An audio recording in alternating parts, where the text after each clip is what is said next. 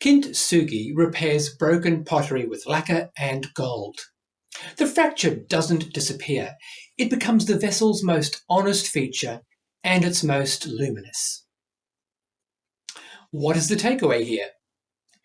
When we honour our fractures instead of hiding them, they become the very source of our radiance.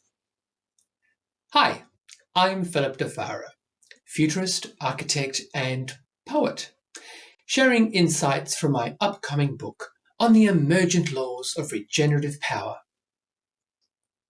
Here is Law 46. Radiate via imperfection. This law shows how owning our unfinished edges builds trust, connection, and regenerative influence. Imperfection reveals the human being behind the role. What's honestly showing does not diminish authority, it radiates trust. We've been taught that power requires polish, that credibility depends on appearing flawless. But living systems don't work that way. Perfection creates distance. Imperfection invites relationship. When leaders hide the flaws, systems fragment. When they integrate them, energy flows. In Japanese tradition, there is the art of Kintsugi. Broken pottery is not always discarded. Its cracks are repaired with lacquer mixed with gold.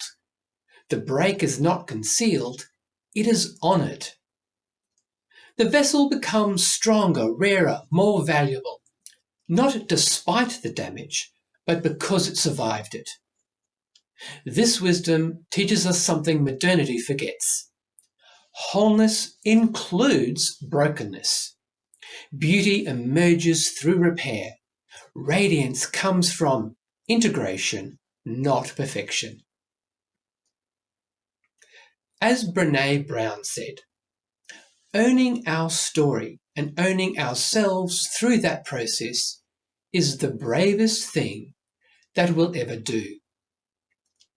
This reminds us that vulnerability doesn't weaken leadership, it humanizes it.